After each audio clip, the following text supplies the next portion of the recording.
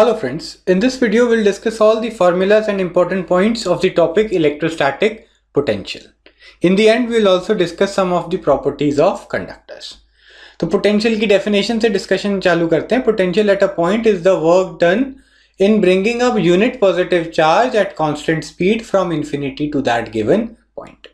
तो अगर हम एक यूनिट चार्ज को इन्फिनिटी से गिवन पॉइंट पर लेके आते हैं तो वो करने के लिए हमें कितना काम करना पड़ेगा, that will give us the value of potential at that point. तो इन्फिनिटी को हमने position of zero potential set किया हुआ है. ठीक है, पोटेंशियल एनर्जी है, ये एब्सोल्यूट वैल्यू नहीं आ सकती है इसकी, तो we have to set a reference.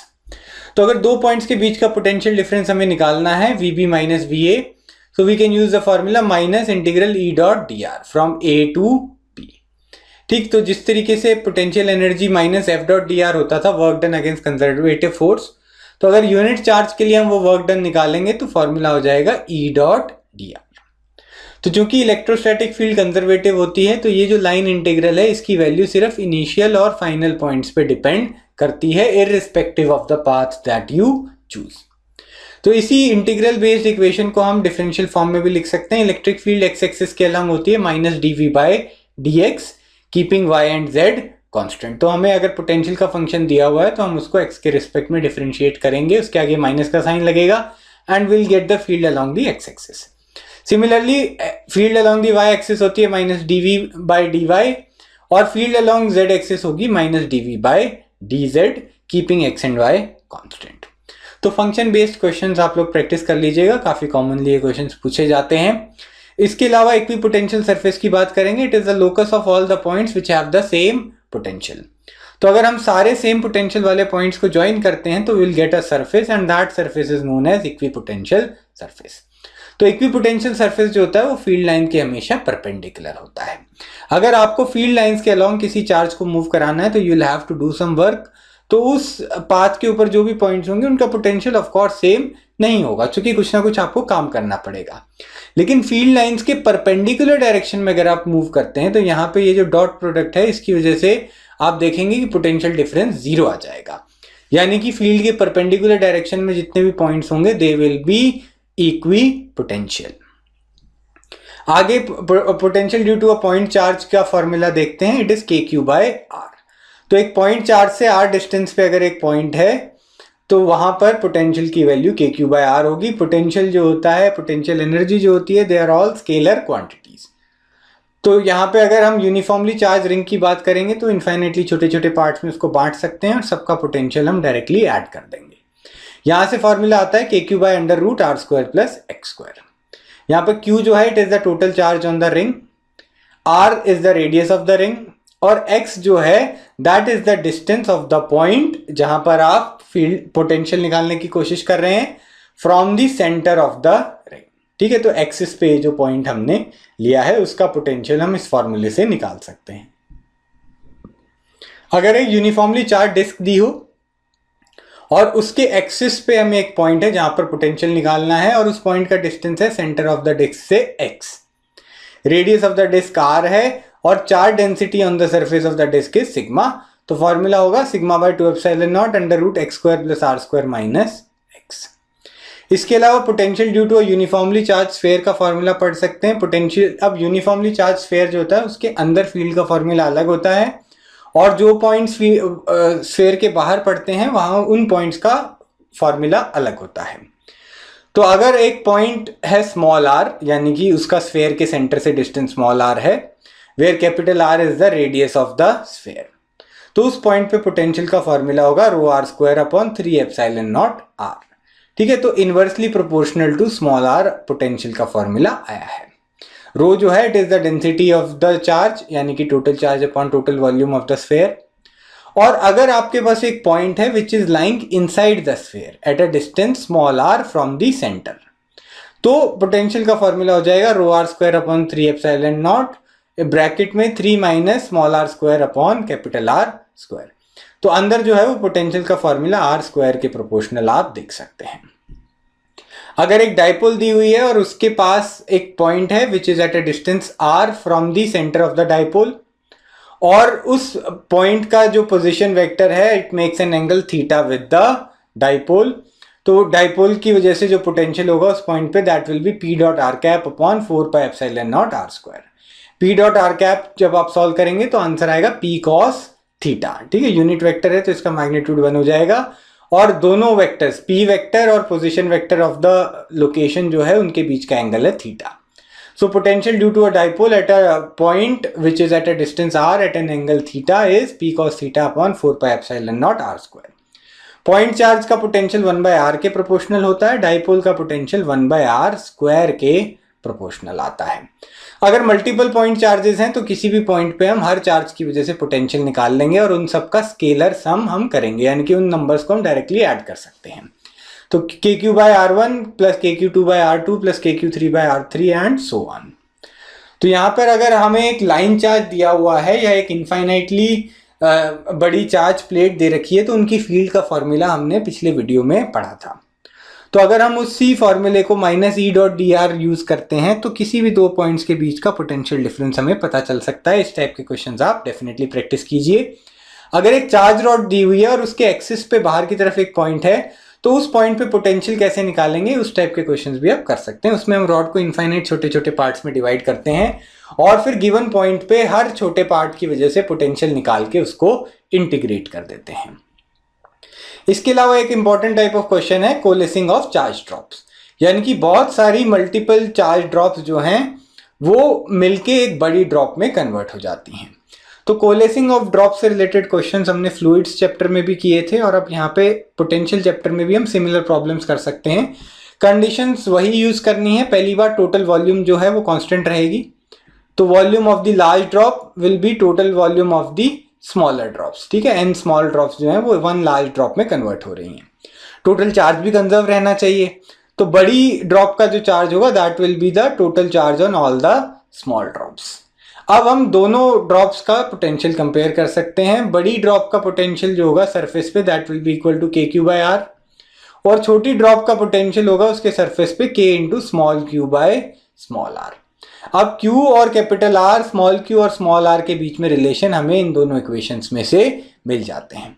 तो इस टाइप के क्वेश्चंस भी आप डेफिनेटली प्रैक्टिस कर सकते हैं। आगे मूव ऑन करेंगे, पोटेंशियल एनर्जी की बात करेंगे। तो potential energy of a system of two charges is the work needed to bring the charges from infinity to that given separation without a change in kinetic energy।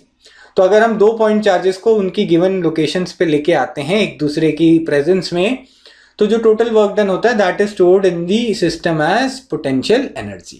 ठीक है, potential energy की definition हम पहले भी पढ़ चुके हैं। जब भी किसी कंजर्वेटिव फोर्स के अगेंस्ट वर्क डन किया जाता है ऑब्जेक्ट के ऊपर, तो उस ऑब्जेक्ट के अंदर वो work done get stored as potential energy, चाहे वो ग्रेविटेशनल पोटेंशियल की बात हो या इलेक्ट्रोस्टैटिक पोटेंशियल एनर्जी की बात हो। तो अगर मल्टीपल पॉइंट चार्जेस दिए हुए हैं तो हम सब चार्जेस की कॉम्बिनेशन से एनर्जी का सम निकाल सकते हैं, that will be the total energy of the system. तो मान ले तीन चार्जेस हैं, तो KQ1 Q2 upon R12, KQ2 Q3 upon R23 और KQ1 Q3 अपॉन R13। तो तीनों चार्जेस के हमने सारे कॉम्बिनेशंस ले लिए, 1 2 1 3 और 2 3। तो इस तरीके से हम total energy of a system निकाल सकते हैं। काफी स्टैंडर्ड क्वेश्चंस इसमें आते हैं, जैसे कि चार चार्जेस हैं कॉर्नर ऑफ अ स्क्वायर के ऊपर, उस पूरे सिस्टम की टोटल पोटेंशियल एनर्जी क्या होगी।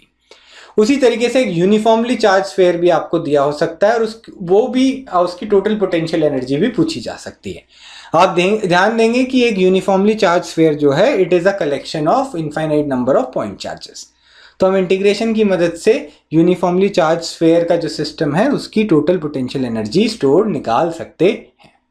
आगे चलेंगे, potential energy of a dipole in external field.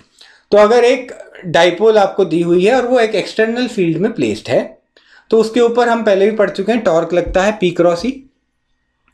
तो पोटेंशियल एनर्जी हो जाएगी डाइपोल की -P.E। यहाँ पर E जो है एक्सटर्नल फील्ड वेक्टर है और P जो है it is the dipole moment vector of the given dipole. तो अगर दोनों के बीच में यानी कि डाइपोल मोमेंट वेक्टर और इलेक्ट्रिक फील्ड के बीच में एंगल 0 डिग्री है तो सिस्टम इक्विलिब्रियम में हो जाता है, टॉर्क 0 हो जाता है और पोटेंशियल एनर्जी हो जाती है मिनिमम। तो उस सिचुएशन को कहते हैं स्टेबल इक्विलिब्रियम। अगर दोनों के बीच में एंगल 180 डिग्री हो जाता है तो अगेन टॉर्क तो 0 रहता है, सिस्टम रिमेन्स इन इक्विलिब्रियम, लेकिन पोटेंशियल एनर्जी मैक्सिमम हो जाती है +PE। ठीक है, मिनिमम माइनस पीई थी, मैक्सिमम हो जाएगी प्लस पीई। इस प्लस पीई वाली सिचुएशन को, 180 डिग्री वाली सिचुएशन को हम बोलते हैं अनस्टेबल इक्विलिब्रियम। आगे चलेंगे। अब लास्ट टॉपिक आता है प्रॉपर्टीज ऑफ कंडक्टर्स। तो कंडक्टर अगर आपको दिया हुआ है तो कंडक्टर की बॉडी के अंदर इलेक्ट्रिक फील्ड 0 होती है। तो जितने भी पॉइंट्स हैं कंडक्टर की बॉडी के अंदर उन सब का पोटेंशियल सेम हो जाएगा। फील्ड लाइंस जो होती हैं they are perpendicular to the conducting surface. तो कंडक्टर के अंदर फील्ड 0 होती है और उसके सरफेस के जस्ट बाहर फील्ड लाइंस जो होंगी वो सरफेस के परपेंडिकुलर होंगी। तो अगर सरफेस के जस्ट बाहर हमें फील्ड निकालनी है, उसका फॉर्मूला होता है sigma upon epsilon naught, where sigma is the charge density, surface charge density of the given conductor. Conductor की बॉडी के अंदर चार्जेस एग्जिस्ट नहीं कर सकते हैं, all the charges exist on the surface of the conductor. तो अगर हमें इलेक्ट्रोस्टैटिक प्रेशर की बात करनी है तो we can calculate the electrostatic pressure at the surface of a conductor, it is equal to sigma square upon 2 epsilon naught. Again sigma is the charge density, charge per unit area of the conductor. तो यहां पर Faraday's cage से related कुछ questions आप try कर सकते हैं। Faraday's cage में क्या होता है, एक बड़े से कंडक्टर के अंदर हम एक कैविटी बनाते हैं और उस कैविटी के अंदर अगर कोई चार्ज रखा हो तो कंडक्टर के इनर और आउटर सरफेसेस पे चार्ज इंड्यूस हो जाते हैं such that total electric field inside any point of the conductor remains 0। ठीक है, तो वो इंड्यूस चार्जेस की वैल्यूज हम कैलकुलेशन करके निकाल सकते हैं। We will apply Gauss law in that case. तो इस टाइप के कुछ क्वेश्चंस आप कर लीजिएगा। अगर किसी कंडक्टर को अर्थ कर रखा है यानी कि उसको ग्राउंड से डायरेक्टली कनेक्ट कर रखा है तो उसका पोटेंशियल हम 0 लेते हैं। तो थियोरेटिकल डिस्कशंस में हमने इन्फिनिटी को, पोटेंशियल को 0 सेट किया हुआ है क्योंकि हमें पोटेंशियल डिस्कस करने के लिए एक रेफरेंस पॉइंट चाहिए होता है। प्रैक्टिकल केसेस में जैसे कि सर्किट्स वगैरह की हम बात करते हैं तो हम ग्राउंड को 0 सेट कर लेते हैं। क्योंकि अर्थ जो है उसका साइज काफी बड़ा है तो उसके अंदर अगर स्मॉल अमाउंट ऑफ चार्जेस आते या जाते हैं तो उससे उसके पोटेंशियल पर कोई फर्क नहीं पड़ता है, इट्स पोटेंशियल रिमेन्स कांस्टेंट। तो उसको हम रेफरेंस मानते हुए उसका पोटेंशियल 0 सेट कर देते हैं। आगे अगर दो कंडक्टर्स को हम कनेक्ट करते हैं तो उन दोनों कंडक्टर्स के बीच में चार्ज ट्रांसफर होता है। वो चार्ज कब तक ट्रांसफर होगा, जब तक दोनों सेम पोटेंशियल पे ना आ जाए। तो यहाँ पे एक स्फेरिकल कंडक्टर है जिसके सरफेस पे चार्ज है Q1, रेडियस है R1। दूसरे कंडक्टर पे चार्ज है Q2 और रेडियस है R2। यहाँ पे थोड़ा डायग्राम में मिस्टेक है, please make this equal to R2। तो अगर हम इन दोनों कंडक्टर्स के सरफेसेस को एक मेटल वायर से कनेक्ट कर देते हैं तो दोनों सरफेसेस के बीच में एक्सचेंज ऑफ चार्जेस होगा। कब तक, जब तक दोनों ही स्फेयर्स के सरफेस पे पोटेंशियल सेम नहीं हो जाता। तो फाइनल चार्जेस Q1 जो पहला स्फेयर है उसके ऊपर Q1 डैश हो जाएगा, दूसरे स्फेयर के ऊपर फाइनल चार्ज Q2 डैश हो जाएगा। तो दोनों के सरफेस पे पोटेंशियल सेम है तो K Q1 dash upon R1 is equal to K Q2 dash upon R2। Total charge जो है वो कंजर्व रहेगा क्योंकि चार्ज जो है वो सराउंडिंग्स में कहीं एस्केप नहीं हुआ है। इन्हीं दोनों चार्जेस पे पहले भी चार्ज था और इन्हीं दोनों बॉडीज पे फाइनली भी चार्ज है। तो Q1 dash plus Q2 dash यानी कि total final charge will be equal to the total initial charge Q1 plus Q2।